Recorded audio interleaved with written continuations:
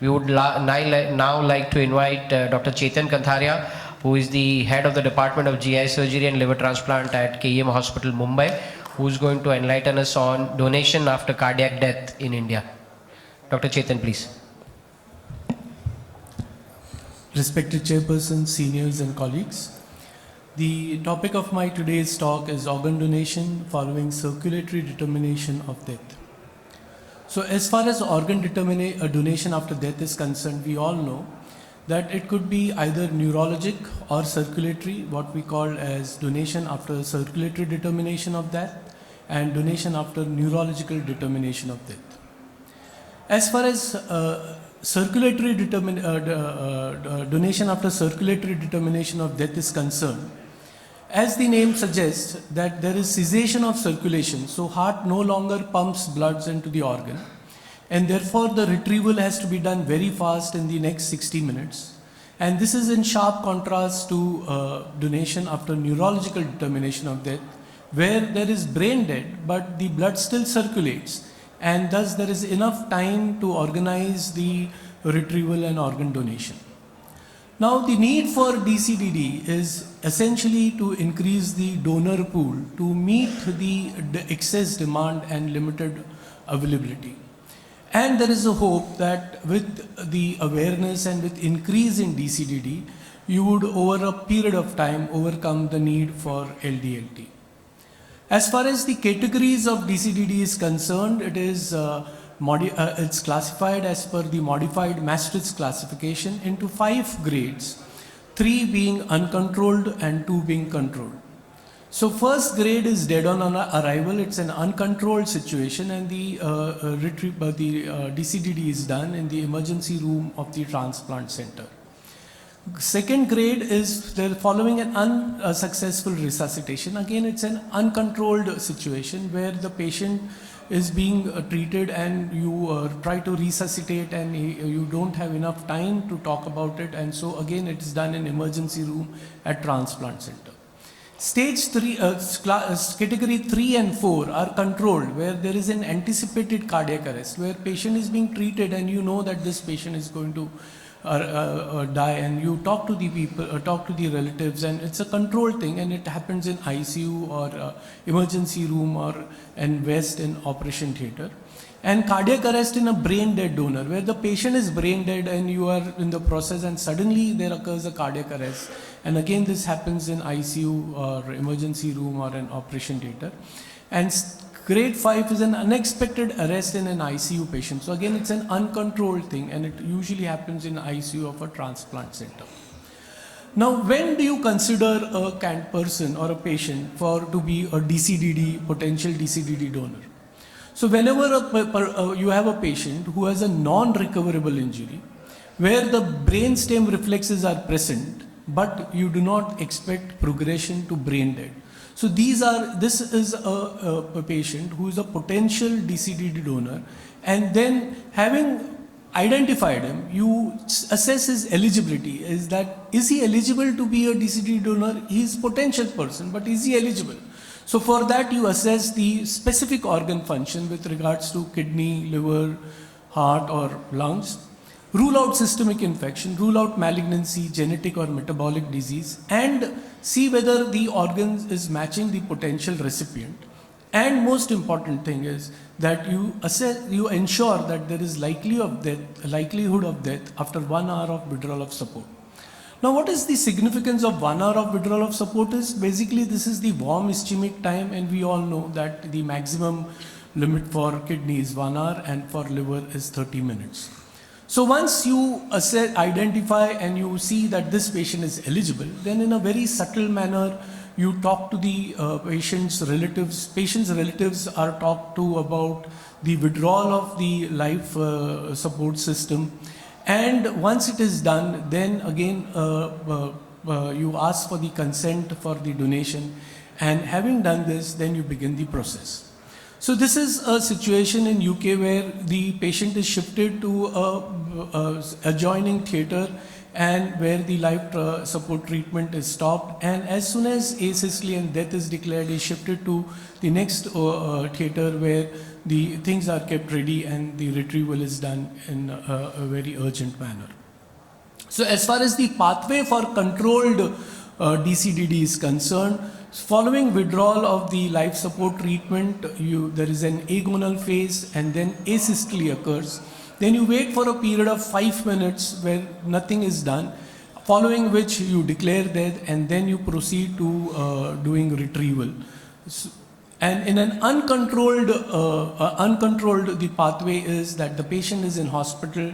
He has a cardiac arrest. You attempt a CPCR. You give a good CPCR for half an hour, after which there is a period of asystole. You declare death. Wait for again 5 minutes, and then you, once the consent is available, you proceed ahead for retrieval. Now, as far as Indian experience is concerned, we all know that this is not so common, unlike the neurological death. There are 2 well-published series with regards to kidney transplants. As far as liver transplant is concerned, we know that many centers have been done, but there is no published data as of yet. And to date, there are no heart or lung transplants done by this method of donation. So, going into the details of the 2 series which have been published. So, this is the data from the Institute of Kidney Disease and Research Center at Ahmedabad, and they published their data in 2013. So, in last 13 years, from 1999 to 2012, they have done 33 controlled DCDD renal transplants, which constituted 10% of their total deceased donor transplantation, kidney transplantation is concerned. So their withdrawal of life support treatment was done in the operation theatre. The no-touch period was on an average of 5 to 10 minutes. The patient survival at the end of 1 year was 87.3%. At the end of 10 years, it was 72.9%. And the graft survival was as high as in 90.9%. However, there was delayed graft function in 31%, but with standard immunosuppression, it improved and became normal. So now talking about the PGI Chandigarh experience. So until 31st, 2020, they had done 9 uncontrolled DCDD kidney transplants. The mean age was 29.6 years. In 3 patients, they continued CPCR while shifting the patient to the OR. The no-touch period was for 5 minutes. No antemortem interventions were done, and super rapid retrieval was performed. Warm ischemic time was 68 minutes. Cold ischemic time was 3.5 hours. Primary graft non-function was seen in 1 patient, and delayed graft function was seen in 80% of patients. And it was observed that in patients on whom a CPCR was given, the recovery of graft function was earlier as compared to others. Now let us see what are the challenges we face in India, why it is not picked up yet. So first and foremost is lack of awareness about the end of life care, the withdrawal of life support system, and moreover, in general, understanding of the organ donation and its altruistic value.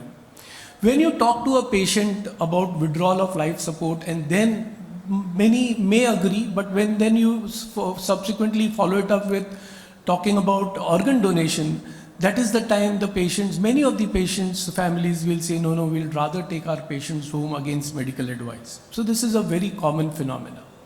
Next is ethical justification to withdrawal of life support system for obtaining organs. So why families, even many medical fraternity would say that it's not fair to withdraw the life support system. So I feel that the decision to withdraw the support has to be separate from the organ donation. First and foremost, it's very important that you explain to the patient's relatives and patient, if he's conscious enough, that there is no point in treating you further, and it's unlikely that he's going to recover. Why unnecessarily spend money and resources? And once they have agreed to it, only then in a very subtle manner, the other team should talk about the organ donation. So these 2 things have to be very separately done and by a separate team as far as possible. Then is the question about when and where to withdraw the life support. So this is actually a dilemma. So in some countries in UK, they withdraw the life support system just in the adjacent theatre, as I showed you in in the photograph. While in other European countries, it is done in a separate room, which is very close to the theatre, in presence of family members. So it becomes very transparent, and they have no doubt whatsoever. Though withdrawing the life support system in OT has its own merits of decreasing the warm ischemia time, but sometimes the family members may start doubting, and it's an ethical thing. Then the question is, how long should one wait with asystole to declare death? So more or less there is a consensus that it should not be more than 10 minutes, and 5 minutes is the average accepted time. Besides this, should one do ante-mortem interventions like cannulation and keep ready so as to reduce the ischemic injury to organ is a debatable thing, and it can be either way it is justified. There are certain landmark events which have happened in the last decade which has helped us to protocolize the DCDD and which will pave the way for its success in the near future. They being the amendment of the THOTA with publication of the THOTA rules in 2014, the end of life care guidelines being published by the Indian Society of Critical Care Medicine and the Indian Association of Pediatric Care, the formation of the end of life care India Task Force constituted by the Critical Care Medicine Society, the IAPC and the Indian Association of Neonatology, the end of life care guidelines being published by IAP, the Federation of Indian Chambers for Commerce and Industry and the task force publishing its guidelines to improve the end of life care, the DNAR, do not attempt resuscitation consensus published by the ICMR, the guidelines published by AIMS for the end of life care, and recently last year a model legal framework of published for the end of life care in India by Vidhi Center for Legal Policy. So to me, the key elements for success for the DCDD program is a very careful selection of the donor, support to the donor family. It has to be done very, very subtly and in a very guarded manner. Early determination of impending death means declaring death, optimal no-touch period to minimize ischemic injury, and use of technologies and techniques to facilitate organ preservation and repair, that is the machine preservation. So I would like to summarize by saying that DCDD is very much feasible in India, and if we follow the standard operating procedures and protocols, it will ensure its success in expanding the donor pool, minimizing the ischemia time and its consequent complications, and overall overcome the logistic difficulties. Thank you very much.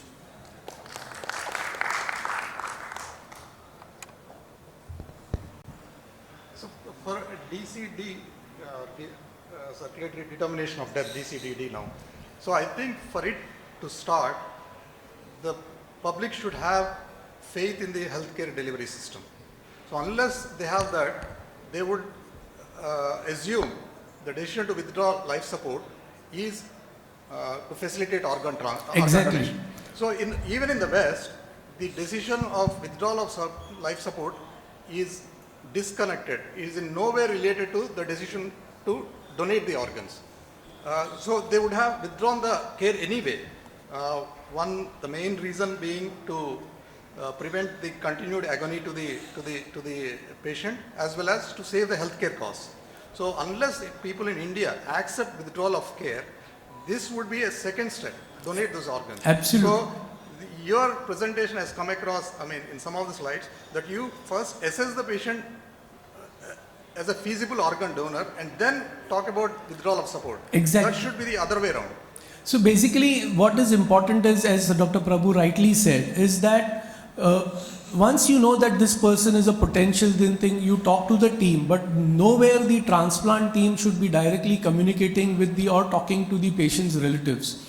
It is a totally different, it has to be disconnected. First you talk, the ICU team talks to the patient's relatives with regards to withdrawal of life support.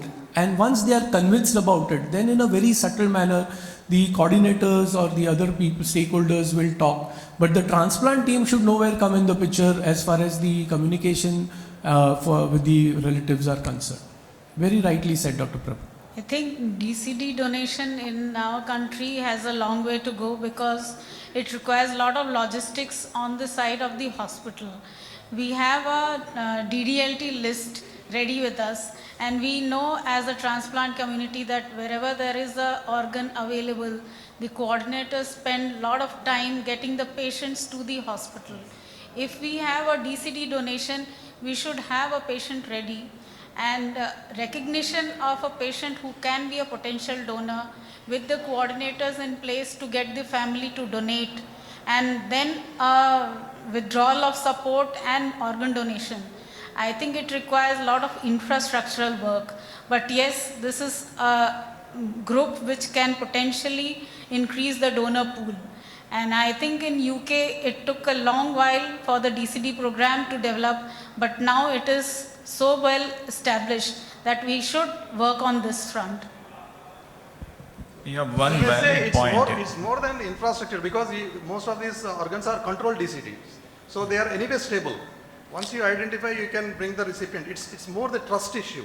Yeah. The trust of the You public, can put that- in a normothermic mission also. Yeah, If whatever. there is a waiting. Yeah, it's more than that, the trust, that the healthcare professionals are behaving in their best interest. So basically, So it's not to an facilitate the entire organ machinery donation. It is the working. trust. So that is why I said that here you have a patient, you potentially identify that this person is a potential, could be a DCDD thing. That is the time the transplant coordinator starts working, calling the recipient and keeping him this. And that is at the same time the ICU people start talking to the patient's relatives with regards to the withdrawal of life support thing.